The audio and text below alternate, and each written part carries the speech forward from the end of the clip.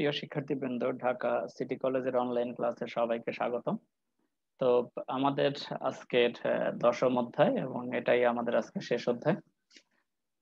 তো আজকের আমাদের অধ্যায়ের নাম আমরা দেখছি উন্নয়ন পরিকল্পনা। তো আজকের এই উন্নয়ন পরিকল্পনার যে আমাদের যে চ্যাপ্টার, সেখানে আমরা দেখতে চাই উন্নয়ন পরিকল্পনার ধারণা, উন্নয়ন পরিকল্পনার প্রকারভেদ। এরপর আমরা দেখতে চাই উন্নয়নশীল দেশে উন্নয়ন পরিকল্পনার গুরুত্ব। শেষ আমরা দেখতে চাই বাংলাদেশের উন্নয়ন পরিকল্পনার অভিজ্ঞতা। তো ফার্স্ট আমরা আসি আসলে উন্নয়ন পরিকল্পনা কি। তো এখন আমরা যদি ধরি যে উন্নয়ন, আমরা একটু উন্নয়ন শব্দটা দেখে আসি। আমরা এর আগে আরো দুটো শব্দ, আরেকটা শব্দ দেখেছিলাম যেটাকে আমরা বলেছিলাম প্রবৃদ্ধি। তো প্রবৃদ্ধি আর উন্নয়ন এই দুটো শব্দের মধ্যে দুটোই কাছাকাছি মনে হলেও দুটোর মধ্যে একটা পার্থক্য আছে। সেই পার্থক্যটা হলো যে প্রবৃদ্ধি বললে সচরাচর আমরা বলি যে দেশের মোট দেশজ উৎপাদন বা জিডিপি যদি বেড়ে যায় তখন তাকে বলা হয় প্রবৃদ্ধি। অর্থাৎ প্রবৃদ্ধি হলে দেশের মোট উৎপাদন বাড়ে। আর উন্নয়ন যখন বলা হয় এটা একটু ব্রড কনসেপ্টে বলা হয়। উন্নয়নটা হলো যে দেশের প্রবৃদ্ধির সাথে সাথে যদি অবকাঠামোগত উন্নয়ন হয়, অর্থাৎ আগে আমার শুধুমাত্র দেশের উৎপাদন বেড়েছিল, আর এই ক্ষেত্রে যখন আমি উন্নয়ন বলি তখন আমি সামাজিক অর্থনৈতিক যে অবকাঠামো আছে, সার্বিক যে একটা অর্থনীতির পরিধি সেটা যদি বাড়তে থাকে তখন তাকে আমরা বলি অর্থনৈতিক উন্নয়ন। অর্থাৎ সামাজিক অর্থনৈতিক সমস্ত ক্ষেত্রে যখন অবকাঠামোগত উন্নয়ন আসে প্রবৃদ্ধির সাথে সাথে, তখন সেটাকে আমরা বলি অর্থনৈতিক উন্নয়ন। তো আমরা জানি যে যখন সামাজিক বা অর্থনৈতিক অবকাঠামো আসে তখন মোটামুটি আমাদের জীবন মান রিলেটেড যত যা কিছু আছে সেগুলো এর মধ্যে মোটামুটি চলে আসে। তো যখন আমরা বলছি যে এরকম প্রত্যেক গভর্নমেন্টই সরকারি চায় যে তার দেশ উন্নত হোক বা তার দেশ যদি খারাপ অবস্থায় থাকে সেখান থেকে সে বের হয়ে আসুক। তো বের হয়ে আসতে গেলে আমাদের অবশ্যই উন্নয়ন পরিকল্পনার প্রয়োজন আছে। তো এখন আমরা বলছি যে এই যে আমাদের উন্নয়ন পরিকল্পনা এটা আসলে কি, এটার ডেফিনেশনটা কি। তো আমরা যদি বলি যে যদি এখানে উন্নয়ন পরিকল্পনা ধরা হয় তাহলে আমরা বলছি যে আমাদের যেমন আয়, অর্থনৈতিক চলক যেগুলো, এগুলো মূলত আমাদের সামষ্টিক অর্থনৈতিক চলক। আয়, ভোগ, বিনিয়োগ, নিয়োগ, সঞ্চয়, আমদানি, রপ্তানি, তারপরে অবকাঠামোগত যে অবস্থা, সেগুলো যদি উন্নয়ন হয় তখন সেটাকে আমরা বলি অর্থনৈতিক উন্নয়ন। তো এই অর্থনৈতিক উন্নয়নের জন্য কিভাবে আয় বাড়ানো যায়, কিভাবে ভোগ বাড়ানো যায়, কিভাবে বিনিয়োগ বাড়ানো যায়, নিয়োগ কিভাবে বাড়ানো যায়, বেকারত্ব কিভাবে কমানো যায়, সঞ্চয় কিভাবে বাড়ে, অর্থনীতিতে সঞ্চয় বাড়লে আমরা জানি বিনিয়োগ বাড়ে, আমদানি কিভাবে বাড়ে, রপ্তানি কিভাবে বাড়ানো যায়, এই রিলেটেড যে পরিকল্পনা করা হয় সচরাচর গভর্নমেন্ট যে পরিকল্পনা করে সেটাকেই বলা হয় মূলত অর্থনৈতিক পরিকল্পনা। তো আমরা এখানে একটা সহজ একটা আমরা ডেফিনেশন দিয়েছি, সেটাকে একটি নির্দিষ্ট সময়ে কতগুলো সুনির্দিষ্ট সংখ্যাগত লক্ষ্য। তো সংখ্যাগত লক্ষ্য আমরা কেমন, যেমন আমি যদি বলি বাংলাদেশের এখন মাথাপিছু আয় $2000, এটা একটা সংখ্যাগত সংখ্যা, এটা একটা সংখ্যাগত দিক। তো এখন আমি যদি বলি $2000-কে বাড়িয়ে আমি $2100 করতে চাই পরের বছর আমার মাথাপিছু আয়, তো এই $2100 এটাও কিন্তু একটা সংখ্যাগত দিক। তাহলে আমরা বলছি যে এখানে আমরা দেখলাম যে আমাদের এই যে আমাদের আয়, ভোগ, বিনিয়োগ, নিয়োগ এগুলো মূলত একটা সংখ্যার সঙ্গে সম্পর্কিত। তো যেহেতু এটা সংখ্যার সঙ্গে সম্পর্কিত সেহেতু আমরা বলছি যে আমার একটা লক্ষ্য আছে, যে লক্ষ্যে আমি এই সংখ্যাগত লক্ষ্যটা অর্জন করতে চাই। যেমন আগে 2000 ছিল, এখন 2100, তাহলে আমার এই $100 এখন আমার বাড়াতে হবে। এই লক্ষ্য অর্জনের জন্য আমি পরিকল্পনা করি আর কি। তো এই লক্ষ্য অর্জনের জন্য সুনির্দিষ্ট যেসব লক্ষ্য আছে সেই লক্ষ্য অর্জনের জন্য যে পরিকল্পনা করা হয় তাকে আমরা বলি উন্নয়ন পরিকল্পনা। তো এবার আমরা দেখি যে উন্নয়ন পরিকল্পনার প্রকারভেদ। তো এটা সবসময় গুরুত্বপূর্ণ দিক হলো সময়ের দিক থেকে। তো সময়ের দিক থেকে আমরা তিন ভাগে ভাগ করি সচরাচর। একটাকে আমরা বলি দীর্ঘমেয়াদী পরিকল্পনা, যার আরেক নাম প্রেক্ষিত পরিকল্পনা। এর পরেরটাকে আমরা বলি মধ্যমেয়াদী পরিকল্পনা এবং শেষটাকে আমরা বলি স্বল্পমেয়াদী পরিকল্পনা। তো এখন আমরা আসি প্রেক্ষিত পরিকল্পনার সময়কালটা আমরা দেখি সচরাচর এটা 10 থেকে 25 বছর সময়ের মধ্যে মূলত এই প্রেক্ষিত বা দীর্ঘমেয়াদী পরিকল্পনার টা করা হয়। তো এখানে আমাদের এই দীর্ঘমেয়াদী পরিকল্পনার মধ্যেও আমাদের স্বল্পমেয়াদী বা মধ্যমেয়াদী পরিকল্পনাও থেকে থাকে এবং সেই স্বল্পমেয়াদী আর মধ্যমেয়াদী পরিকল্পনার মাধ্যমে আমার দীর্ঘমেয়াদী একটা লক্ষ্য থাকে। সেই দীর্ঘমেয়াদী লক্ষ্য আমি পূরণ করতে চাই। তো এখন আমরা আসি যে আমাদের যদি এখানে দেখি যে আমাদের এই দীর্ঘমেয়াদী প্রেক্ষিত পরিকল্পনার লক্ষ্যসমূহ কি হতে পারে, প্রধান উদ্দেশ্য কি আসলে। তো এখানে বলা হচ্ছে যে আমাদের দীর্ঘকালীন যে সমস্যাগুলো আছে, যেমন আমি যদি বলি যে বাংলাদেশ দীর্ঘমেয়াদ ধরে তার বিদ্যুতের একটা সমস্যা আছে, তো আমি দীর্ঘমেয়াদী বিদ্যুৎ খাতে যেমন আমি এটা অবকাঠামো খাতে উন্নয়নের চেষ্টা করি। তারপর আমরা বলছি যে আমাদের কর্মসংস্থান বৃদ্ধি, জীবনযাত্রার মান বৃদ্ধি, আয় বৃদ্ধি, আমাদের দীর্ঘদিন যাবত আমাদের আয় কম। অন্যান্য অনেক উন্নত বা উন্নয়নশীল দেশের তুলনায় আমাদের আয়টা কম। তো সেটা আমাদের কিভাবে বাড়ানো যায় দীর্ঘমেয়াদে একটা পরিকল্পনা সেজন্য আমি করি আরকি। এরপরে বলা যায় যে আমাদের শিক্ষার দিকটা, স্বাস্থ্যের দিকটা, কারিগরি শিক্ষা এসব সমস্যা যদি আমার থেকে থাকে তাহলে সেগুলো আমি দীর্ঘমেয়াদী একটা পরিকল্পনা নিয়ে থাকি যে এত সময় পরে আমি এই অবস্থায় দেখতে চাই। আমার অর্থনীতিতে এত পার্সেন্ট জিডিপি থাকবে, এত পার্সেন্ট কর্মসংস্থান থাকবে, এত জনগণের আয় এত থাকবে। তো এগুলো আমার একটা দীর্ঘমেয়াদী পরিকল্পনা এখানে থাকে। তো এরপরে আমরা বলছি যে আমাদের জনসংখ্যা সমস্যাও আছে, জনসংখ্যা বৃদ্ধিজনিত সমস্যা। তো সেই জনসংখ্যা বৃদ্ধিজনিত সমস্যা আমি দীর্ঘমেয়াদে কিভাবে এটা সমাধান করতে চাই। অর্থাৎ এখন আমাদের একটা স্বল্পমেয়াদী পরিকল্পনা হয়তো আছে যে নানা রকম কন্ট্রাসেপটিভ মেথড আমি এখন ইউজ করি। তো তারপরে দেখা যাবে যে দীর্ঘমেয়াদের ধরে আমার একটা পরিকল্পনা থাকে যে এটাকে দীর্ঘমেয়াদে কিভাবে অফসেট করা যায় বা কমিয়ে আনা যায়। এরপর আমরা বলছি যে আমাদের আমাদের অবকাঠামোগত যে ব্যাপার আছে সেটা দীর্ঘমেয়াদ ধরে, যেমন আমি এখন স্বল্পকালে আমি বললাম যে এইখানকার রাস্তায় সমস্যা আছে সেটা আমি মিটিয়ে ফেললাম। কিন্তু আমি যদি বলি যে দীর্ঘমেয়াদী পরিকল্পনা, যেমন আমি বলছি যে পদ্মা সেতু আমার একটা দীর্ঘমেয়াদী পরিকল্পনার অংশ। কারণ আমি বলছি যে এই নেয়ার ফলে দেখা যাবে কি আমাদের দক্ষিণবঙ্গের আমাদের জিডিপি অর্থাৎ মোট দেশজ উৎপাদন অনেক বেড়ে যাবে। এবং সেটা কিন্তু আমাদের সার্বিক দেশজ উৎপাদন বৃদ্ধিতে অবদান রাখবে। তো এগুলো হলো আমাদের দীর্ঘমেয়াদী পরিকল্পনার একটা উদ্দেশ্য। বই থেকে এটা একটু ভালো করে দেখে নিলেই হবে।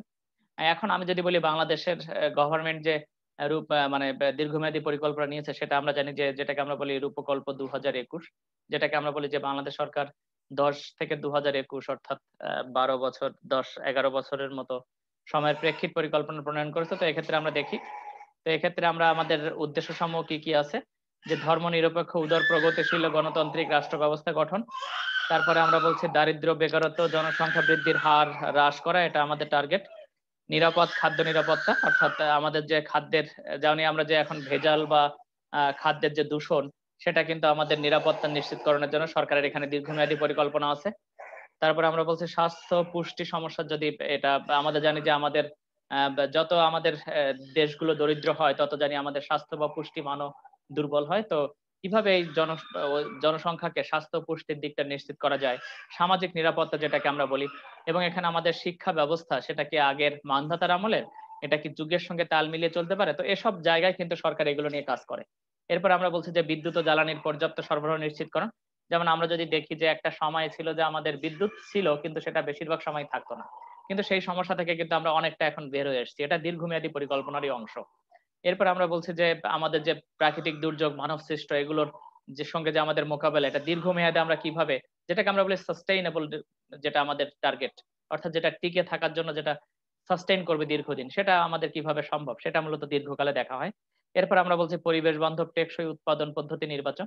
পরিবেশ বান্ধব কেন আমরা বলছি যে একটা সময়ে বলা হয় যে যদি দেশ উন্নতির দিকে যায় তাহলে দেখা যায় যে উন্নয়নশীল বা অনুন্নত দেশগুলোর কার্বন যে নিঃসরণ সেটা কিন্তু তুলনামূলক বেশি থাকে।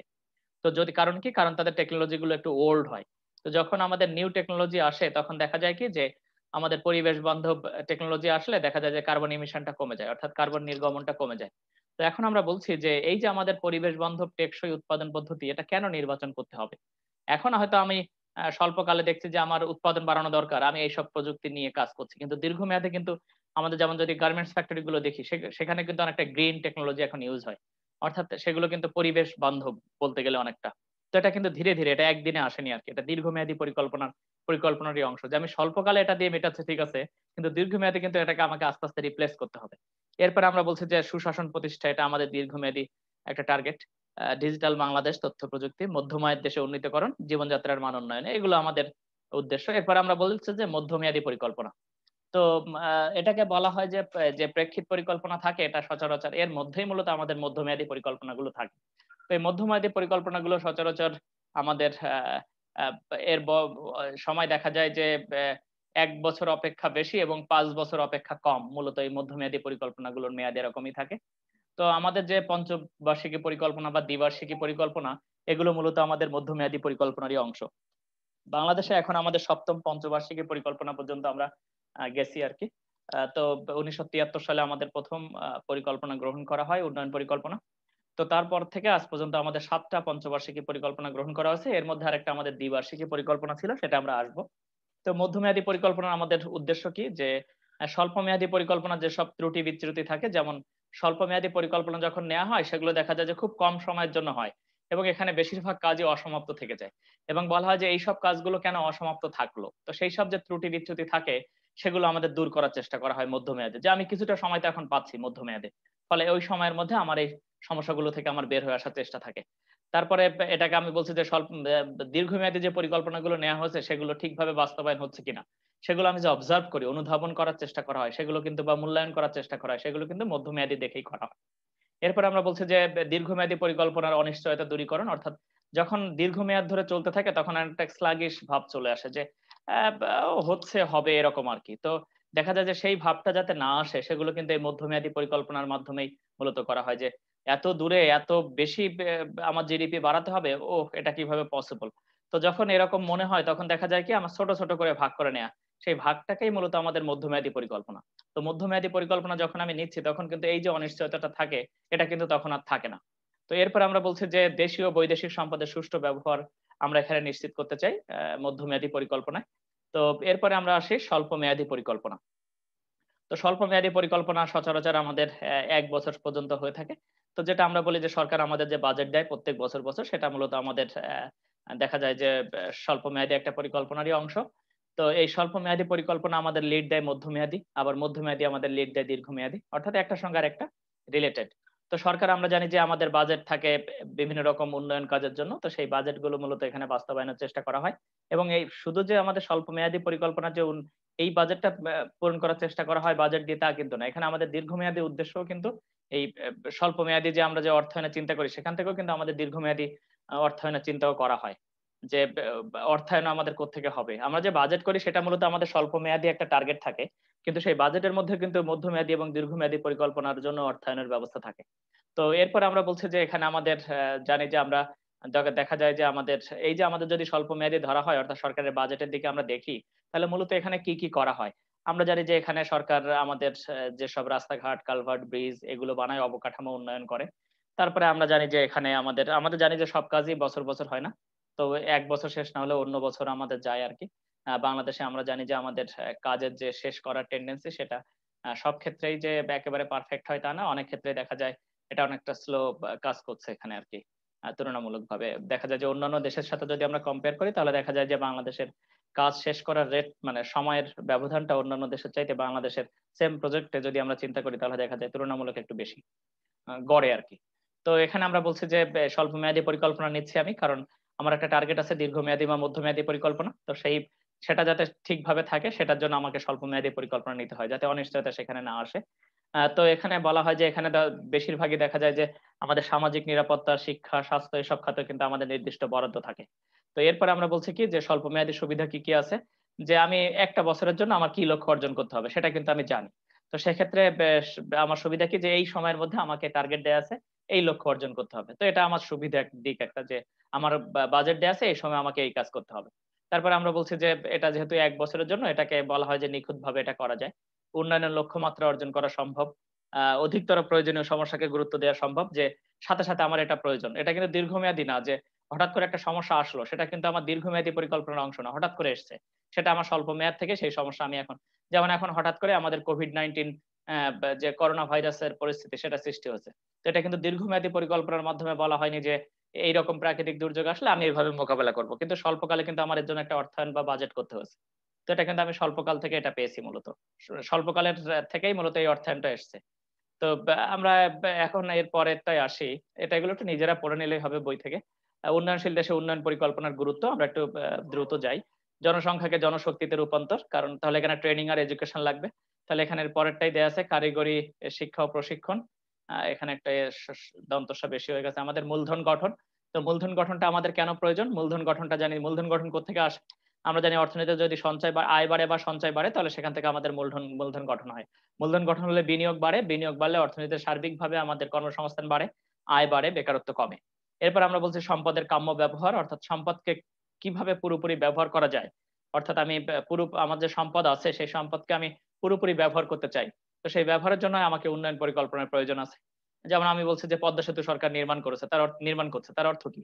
এখানকার সম্পদগুলোর যে পুরোপুরি ব্যবহার সেটা হয়তো পুরোপুরি ব্যবহার এখান থেকে হচ্ছে না। সেটা হতে পারে যদি আমি পদ্মা সেতু করি তাহলে দেখা যাবে কি ঢাকার সঙ্গে সংযোগ হবে এবং এখানকার উৎপাদন ব্যবস্থা উৎপাদন আরো বেশি এখানে বাড়বে। কারণ আমরা জানি যে এলাকা ভিত্তিক যে উৎপাদন সেটা ঢাকায় পৌঁছাতে পৌঁছাতে সেখানে খরচ অনেক বেড়ে যায়। রাস্তাঘাটে অনেক দেরি করতে হয়। ফলে দেখা যায় কি যে উৎপাদন বেড়ে গেলে এখানকার উৎপাদন খরচ বাড়ে। ফলে আমাদের ঢাকায় যেয়ে আমার গুডস গুলো খুব বেশি চলে না আরকি। খেতে চায় না। কারণ দাম বেশি। তো সেক্ষেত্রে যদি আমরা পদ্মা সেতু হয়ে যায় তাহলে দেখা যাবে খরচ কমে যাবে। খরচ কমে গেলে এখানে কিন্তু তখন উৎপাদনও বেড়ে যাবে। কারণ তখন এই প্রোডাক্ট গুলো ঢাকায় যেতে পারবে বা অন্যান্য জেলায় যেতে পারবে যেখানে আগে আমাদের এরকম সরাসরি সংযোগ ছিল না, যোগাযোগ ব্যবস্থা ছিল না। তো সেক্ষেত্রে কিন্তু এখানকার উৎপাদন অনেকটা বেড়ে যাবে। এরপর আমরা বলছি আয় বৈষম্য হ্রাস। এটা সরকার মূলত করের মাধ্যমে করে। যাদের আয় বেশি তাদের কাছ থেকে ট্যাক্স নেয় এবং যাদের আয় কম বা যারা আমাদের ডিপ্রাইভড শ্রেণী তাদেরকে মূলত নানা রকম সামাজিক নিরাপত্তার আওতায় এনে সরকার এই আয় বৈষম্য কমায়। এরপর আমরা বলছি নিয়োগ স্তর বৃদ্ধি অর্থাৎ আমরা বেকারত্ব কমানোর টার্গেট থাকে উন্নয়ন পরিকল্পনার মধ্যে। প্রাকৃতিক ও মানব সম্পদের সুষ্ঠু ব্যবহার আমরা এগুলো নিজেরা পারি। কৃষি ও শিল্পের উন্নয়ন। আমরা জানি যে কৃষি খাতে যন্ত্রপাতি বা উচ্চ ফলনশীল জাত এগুলো আসে। শিল্পের ক্ষেত্রেও সেম। তারপরে শিল্পে যে ডাইভার্সিফিকেশন সেটাও সরকার চেষ্টা করে। কারণ আমরা একটা দুটো শিল্পের উপরে নির্ভরশীল না হয়ে শিল্পের যে বৈচিত্র্যকরণ সেগুলোর দিকেও সরকারের নজর থাকে। তো কারণ আমরা জানি যে একটা দুটো শিল্পের উপরে নির্ভরশীল থাকলে বিদেশে যদি এগুলোর চাহিদা কমে যায় তাহলে দেখা যাবে আমাদের রপ্তানি অনেক অংশে কমে যাবে। অর্থাৎ আমরা একটা দুটো শিল্পের উপর নির্ভরশীল হলে দেখা যাবে যে একটা সময় আমাদের যে বৈদেশিক মুদ্রা সেটার শর্টেজ দেখা দিবে। তো এজন্য আমাদের সরকারের পরিকল্পনা থাকে যে শিল্পের যাতে ডাইভার্সিফিকেশন হয়, শিল্পের যাতে উন্নয়ন হয়, ফলে কর্মসংস্থানও বাড়বে এবং আমাদের রপ্তানি ও আয়ও বাড়বে। সুষম উন্নয়ন শুধু যে একটা জেলা, দুটো জেলা, ৩ টা জেলা এভাবে উন্নয়ন না, দেশের সার্বিকভাবে সমস্ত জেলায় যাতে উন্নয়ন ঠিকভাবে হয় সেজন্য সরকার পরিকল্পনা করে। লেনদেন ভারসাম্যের অথবা দেখা যায় যে যেসব জায়গায় অবহেলিত শ্রেণী সেসব জায়গায় কিন্তু সরকার আরো বেশি গুরুত্ব দেওয়ার সুযোগ পায়। এরপর আমরা বলছি যে লেনদেন ভারসাম্যের প্রতিকূলতা দূর। লেনদেন ভারসাম্য অর্থ হলো আমাদের বাইরের দেশের সঙ্গে যে লেনদেন হয় সেই লেনদেনের জন্য যে ডলার লাগে সেই ডলারের শর্টেজ যাতে না থাকে সেগুলোর জন্য সরকার পরিকল্পনা করে। এরপরে আমরা আসি মুদ্রাস্ফীতির চাপ হ্রাস। যাতে মুদ্রাস্ফীতি আমার অর্থকে খেয়ে না ফেলে, পকেটের টাকাকে খেয়ে না ফেলে সেজন্য সরকারের আর্থিক নীতি বা রাজস্ব নীতি সরকার এখান থেকে এপ্লাই করে। তারপর আমরা বলছি যে একচেটিয়া কারবার এগুলো আমরা ওই চ্যাপ্টার গুলোতে দেখিয়েছিলাম সেজন্য এখানে আর এটা ব্যাখ্যা দিচ্ছি না। মুদ্রাস্ফীতির চাপ হ্রাস, একচেটিয়া কারবার প্রতিরোধ। দেখা যায় যে অনেক যেমন আমি যদি বলি গ্রামীণ ফোন যদি শুধু মার্কেটে একা থাকতো তাহলে দেখা যেত কি যে আমাদের প্রত্যেকটা কল রেট অনেক বেশি বেড়ে যেত। তাহলে সেক্ষেত্রে সরকার একচেটিয়া একজন যাতে না থাকে, প্রতিযোগিতা যাতে মার্কেটে থাকে সেজন্য সরকার অন্যান্য অনেক কোম্পানিকে মার্কেটে নিয়ে এসছে। এয়ারটেল, একটেল যা আমরা বলি না কেন, রবি, তারপরে টেলিটক এগুলো আসাতে দেখা যায় কি তাদের একচেটিয়া কারবারি কিন্তু এখানে কমে গেছে এবং এখানে কিন্তু দামটা কমেছে, উৎপাদন বেড়েছে আরকি। অর্থাৎ কলের পরিমাণ বেড়েছে। তারপর আমরা বলছি বৈদেশিক সাহায্যের উপরে নির্ভরশীলতা হ্রাস। একটা সময় ছিল যখন আমাদের প্রায় ৭০-৮০% যে আমাদের বাজেট হতো তার ৭০-৮০% বৈদেশিক সাহায্যের উপরে নির্ভরশীলতা ছিল। কিন্তু এখন কিন্তু আমরা এখন অভ্যন্তরীণ সম্পদের উপরে নির্ভরশীল ৮০% প্রায়। এখন বাইরের থেকে আমরা ২০% আমাদের যে বাজেট করা হয় তার ২০% সচরাচর বাইরের থেকে আসে। অর্থাৎ আমরা দেখছি কি যে আমাদের আত্মনির্ভরশীলতা অনেক বেড়েছে। বেকার সমস্যার সমাধান আমরা আগেই বলেছি। অর্থনৈতিক স্থিতিশীলতা অর্জন অর্থাৎ অর্থনীতি যাতে ভালোর দিকে যায় এবং সেই অবস্থায় যাতে টিকে থাকে সেই লক্ষ্য অর্জনের জন্য সরকার উন্নয়ন পরিকল্পনা নিয়ে থাকে। তো আমরা এখানে দেখি যে কত সাল থেকে কত সালে সরকার প্রথম উন্নয়ন পরিকল্পনা নিয়েছে। তো উন্নয়ন পরিকল্পনার প্রথমটাকে আমরা বলছি প্রথম পঞ্চবার্ষিক পরিকল্পনা যেটার মেয়াদ হলো ১৯৭৩ থেকে ৭৮। তো এই সময়ে যখন আমরা জানি যে এটা আমাদের স্বাধীনতার পরের বছরই এটা নেওয়া হয়েছে। তো এই সময়ে আমাদের প্রবৃদ্ধির লক্ষ্যমাত্রা ছিল ৫.৫ ভাগ এবং প্রবৃদ্ধি অর্জিত হয়েছে ৪ ভাগ। তো এই সময়ে প্রবৃদ্ধি অর্জনের আরেকটা কারণ হলো বাংলাদেশের অর্থনীতি খুব ছোট ছিল। যেমন আমি যদি বলি ৳১ থেকে ৳২ হওয়া যত সহজ, ৳১,০০,০০,০০০ থেকে ৳২,০০,০০,০০০ হওয়া কিন্তু অনেক বেশি কঠিন, ডিফিকাল্ট। ফলে দেখা গেছে কি যে এই সময় জিডিপি মোটামুটি আমার বেড়েছে কিন্তু কথা হলো যে এই জিডিপির বৃদ্ধিটা কিন্তু শেষমেষ থাকবে না। কারণ যখন আমার বেসটা বেড়ে যাবে, আয়টা বাড়তে থাকবে তখন কিন্তু জিডিপি আ বাড়াটা অনেক কঠিন। দেখা গেছে কি আমি প্রবৃদ্ধির হারই ধরেছি 5.5% কিন্তু অর্জিত হয়েছে ৪ ভাগ। অর্থাৎ মোটামুটি ভালোই বলা যায়। কিন্তু এটা কিন্তু আসলে অতটা ভালো সংখ্যা না। কারণ আমাদের বেসটা অনেক ছোট ছিল। এরপরে আমরা বলছি কি এরপরের যে পরিকল্পনা সেটা আমরা নিয়েছি দ্বিবার্ষিক পরিকল্পনা। যেটার মেয়াদ হলো ১৯৭৮ থেকে ৮০। তো এই মেয়াদের প্রবৃদ্ধির হার ধরা হয়েছিল দেখা গেছে যে 5.6% এবং এখান থেকে আমরা প্রবৃদ্ধি অর্জন হয়েছে কত ভাগ এটার 3.5% অর্থাৎ তুলনামূলক বেশ কম। তো দেখা যাচ্ছে এটা একটা হতাশাজনক বছর। তো দেখা গেছে যে স্বল্পমেয়াদী যে পরিকল্পনা যেখানে আমরা আ ধরেছিলাম দ্বিবার্ষিক পরিকল্পনা সেটা কিন্তু খুব বেশি অর্জিত হয়নি। অর্থাৎ এই অর্জনটা হতাশাজনক। এরপর আমরা আসি ২য় পঞ্চবার্ষিকী পরিকল্পনা। তাহলে ৭৮ থেকে ৮০ টা আমাদের হলো দ্বিবার্ষিক পরিকল্পনা ২ বছরের জন্য। আর বাদ বাকি আমরা একটা পঞ্চবার্ষিকী পরিকল্পনা পেয়েছি, প্রথম পঞ্চবার্ষিকী পরিকল্পনা, এরপরে আমরা দ্বিতীয় পঞ্চবার্ষিকী পরিকল্পনা। তাহলে 80 থেকে 85 হলো দ্বিতীয় পঞ্চবার্ষিকী পরিকল্পনা। এখানে লক্ষ্যমাত্রা কত ছিল, কত অর্জিত হয়েছে একটু নিজেরা দেখে নিলেই হবে।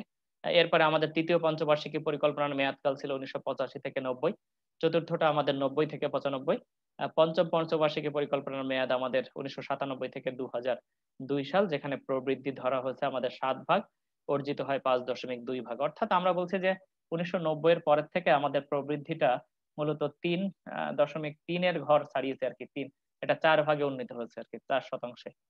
এখানে কিন্তু 2002 পর্যন্ত 5% উন্নীত হয়েছে। এবং এরপরে আমরা যদি দেখি যে আমাদের এই ষষ্ঠ ষষ্ঠ পঞ্চবার্ষিকী পরিকল্পনা, এটা আমাদের একটু গুরুত্বপূর্ণ, এটা পরীক্ষায় আসে।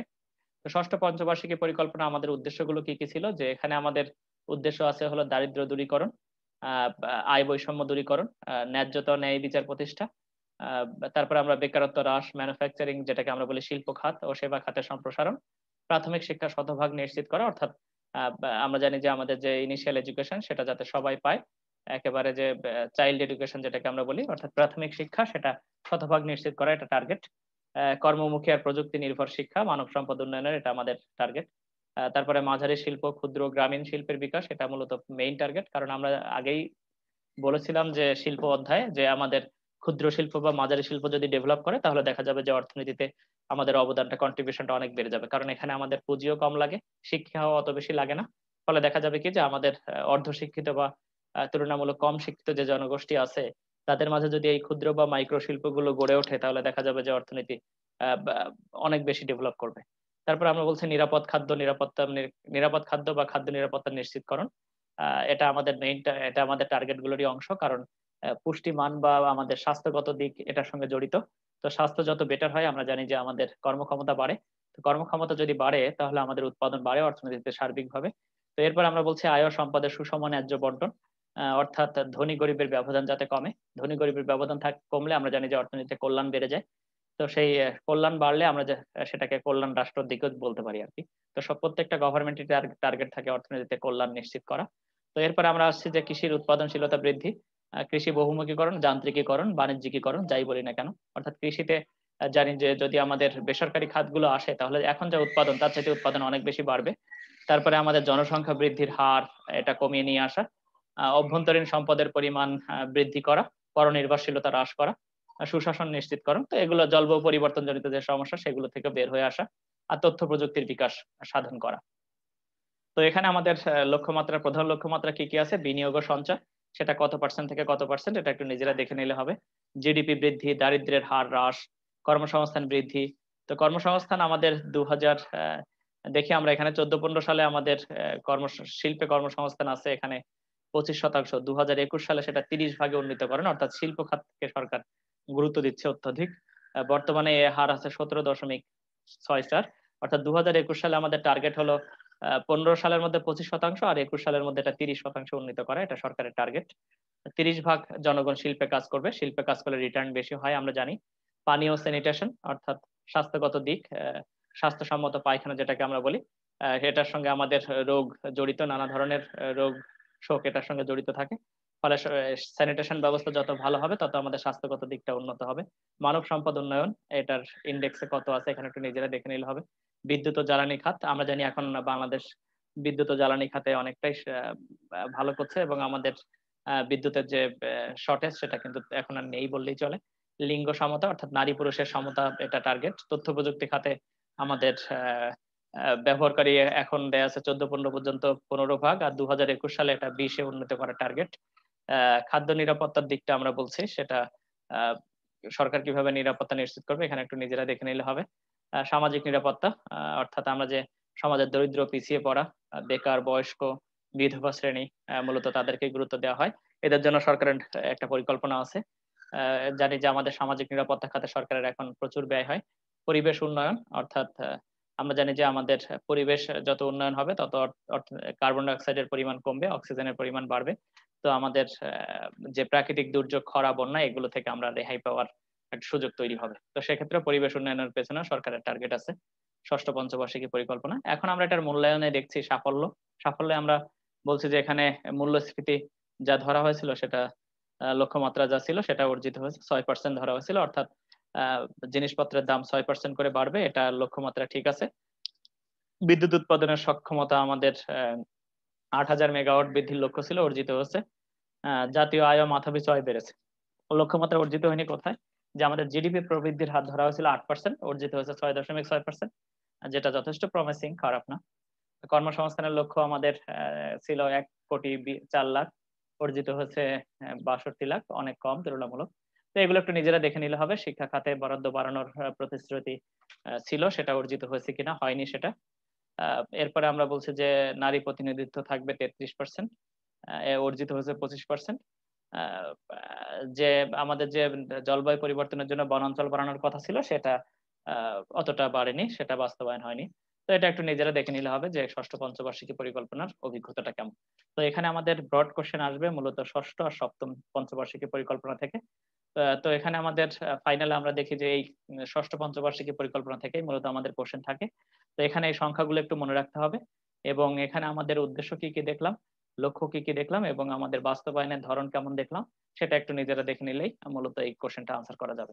এরপর আমরা আসি আমাদের শেষ পঞ্চবার্ষিকী পরিকল্পনা 2016 থেকে 2020। তো এর আগে বলেছিলাম যে আমাদের 2010 থেকে 2021 পর্যন্ত সরকার আমাদের রূপকল্প 2021 নির্ধারণ করেছিল। তো এই দিকে যদি আমরা তাকাই তাহলে দেখা যায় যে এটা মূলত ষষ্ঠ আর সপ্তম পঞ্চবার্ষিকী পরিকল্পনার মধ্যে পড়ে। ষষ্ঠ পঞ্চবার্ষিকী পরিকল্পনার মেয়াদকাল আমরা দেখছি এখানে আহ কত সাল থেকে কত সাল, 2011 থেকে 2015। অর্থাৎ এটার যে দীর্ঘমেয়াদী পরিকল্পনা, তার মধ্যে আমাদের দুটো মধ্যমেয়াদী পরিকল্পনা আমরা দেখছি। সপ্তমটা আমাদের মেয়াদকাল কত দেখি, 2016 থেকে 2020। তো মূলত এখানে আমাদের টার্গেট গুলো কি কি আছে দেখি। উদার, সহনশীল, অসাম্প্রদায়িক, প্রগতিশীল গণতান্ত্রিক রাষ্ট্র বিনির্মাণ, এটা আমাদের টার্গেট। তো সরকার এটা চাইলেও আমাদের জনগণের মেন্টালিটি যদি এরকম না হয় তাহলে এটা সরকারের জন্য বাস্তবায়ন করা তুলনামূলক কঠিন। কিন্তু আমাদের জানি যে সরকারের সবচেয়ে বড় ক্ষমতার একটা উৎস আমরা জানি ল অ্যান্ড অর্ডার মেনটেন করা। তার জন্য আমাদের আইন শৃঙ্খলা বা রক্ষাকারী বাহিনী তা সেখানে কাজ করে। তো সে দিক থেকে সরকারের সাথে সাথে আমাদের জনগণকে সচেতনতা করার মাধ্যমে মূলত এই লক্ষ্য অর্জন সম্ভব।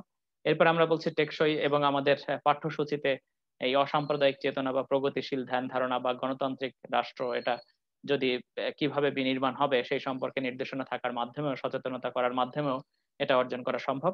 এরপর আমরা বলছি যে টেকসই মানব উন্নয়ন, অর্থাৎ আমার যে দীর্ঘমেয়াদ ধরে আমার জনশক্তি যে শক্তিতে রূপান্তর হবে, সেই জন্য পরিকল্পনা প্রণয়ন, দুর্নীতি দমন ও সুশাসন নিশ্চিত করা, এটা সরকারের টার্গেট।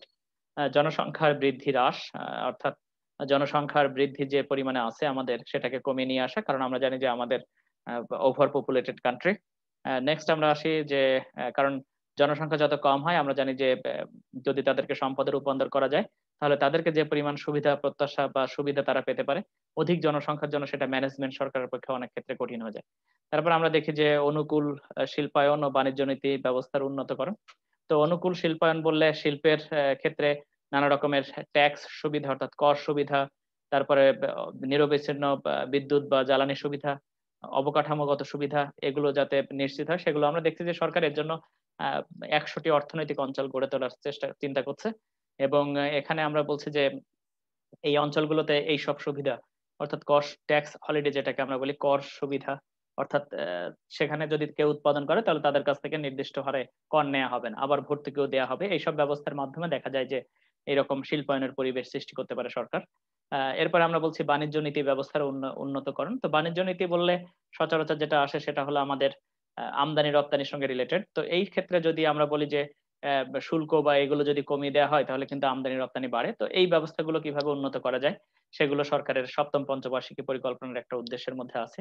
তো এরপর আমরা বলছি বিদ্যুৎ ও জ্বালানির পর্যাপ্ত সরবরাহ নিশ্চিতকরণ, যেটা সরকার অনেক ক্ষেত্রেই সফল।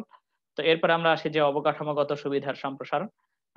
আমরা জানি যে অবকাঠামো, রাস্তাঘাট, কালভার্ট, ব্রিজ, এগুলো যত ডেভেলপ হয় আমরা জানি যে উৎপাদন ব্যয় তত কমে। উৎপাদন ব্যয় কমলে আমরা জানি যে উৎপাদনকারীদের মুনাফা বাড়ার প্রত্যাশা থাকে। তো মুনাফা বাড়লে দেখা যাবে কি যে তারা বেশি বেশি বিনিয়োগ করতে আগ্রহী হবে, ফলে অর্থনীতি ভালোর দিকে যাবে, অর্থাৎ উৎপাদন বাড়বে, নিয়োগ বাড়বে, আয় বাড়বে, সার্বিকভাবে অর্থনীতি ভালোর দিকে যাবে। এরপর আমরা বলছি যে বিশ্বায়ন ও আঞ্চলিক সহযোগিতার চ্যালেঞ্জ মোকাবেলা। তো আঞ্চলিক বিশ্বায়ন বললে আমরা বুঝি যে একটা ইকোনমির সঙ্গে আরেকটা ইকোনমি কিভাবে ক্লোজলি রিলেটেড, উৎপাদন, বন্টন, তারপরে আমরা বলি যে আহ, যেটাকে আর্থিক দিক বা উৎপাদনের দিক যেভাবেই বলি না কেন, তো সেভাবে আজ বিশ্বায়নের সঙ্গে আমার কিভাবে অ্যাডজাস্ট করব? আর আঞ্চলিক সহযোগিতার চ্যালেঞ্জ বললে বোঝা যায় যে যখন সহযোগিতা করা হয়, তখন তার সঙ্গে নানা রকম শর্তাবলী থাকে। গত ক্লাসে আমরা দেখেছিলাম। তো সেই সব শর্তাবলী কিভাবে আমি মোকাবেলা করতে চাই, তো সেগুলোর চ্যালেঞ্জ কিভাবে মোকাবেলা করা হবে, সেগুলো মূলত ৭ম পঞ্চবার্ষিকী পরিকল্পনা সরকারের একটা উদ্দেশ্যের মধ্যে আছে।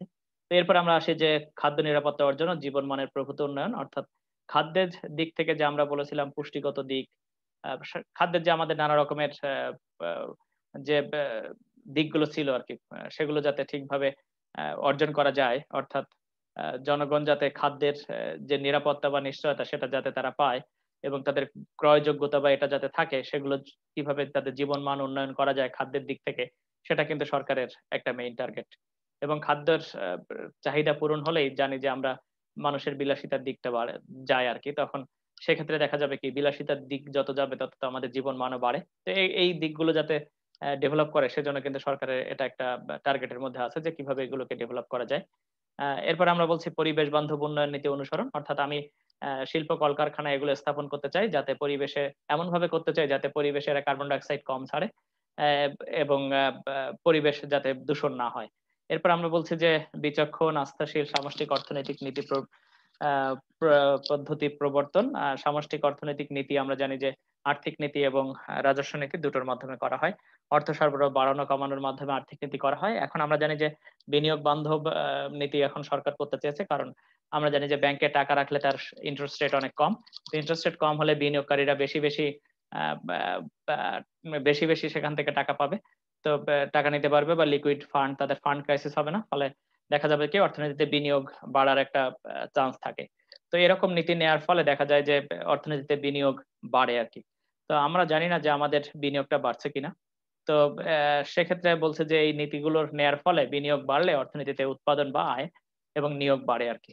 এরপর আমরা বলছি ডিজিটাল বাংলাদেশ বিনির্মাণ। অর্থাৎ ডিজিটাল বললে আমাদের খাতা কলম আর থাকবে না। সেগুলো সব আমাদের স্ক্রিনে চলে আসে এরকম সুবিধা। পর্দার মাধ্যমে যেগুলো বলি আমরা। আমাদের মোবাইল ফোন, মুঠোফোন, ল্যাপটপ, কম্পিউটার এগুলোর মাধ্যমে আমরা এই সুবিধাগুলো পেতে পারি আরকি। অর্থাৎ আমাদের কোনো কিছুর জন্য কোনো জায়গায় যেতে হয় না। আমরা আমাদের হাতের নাগালেই সব সুবিধা পাই। ডিজিটাল বেনিফিট যাকে বলে। তো সেই ডিজিটাল করার পেপারলেস যেটাকে আমরা বলি।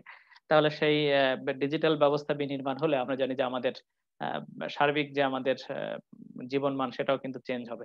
তো সেক্ষেত্রে ডিজিটাল বাংলাদেশ বিনির্মাণ সরকারের প্রধান উদ্দেশ্যগুলোর মধ্যে একটি। তো আমরা মূলত আমাদের ৭ম পঞ্চবার্ষিকী পরিকল্পনাটা শেষ করলাম। তো আজকের এই পর্যন্ত। সবাইকে অসংখ্য ধন্যবাদ। আমরা আমাদের চ্যাপ্টার আমাদের ২ বা অর্থনীতি ২য় পত্র কোর্সটা মোটামুটি শেষ করলাম। তো এখন যদি কোয়েশ্চেন থাকে এখান থেকে তাহলে আমাকে একটু কোয়েশ্চেন করতে পারো। না হলে আমরা ক্লাস শেষ করে দিব। হ্যাঁ? হ্যাঁ, সীমা আক্তার কিছু বলার আছে? একটু এখানে নিজেরা পড়তে হবে। হ্যালো?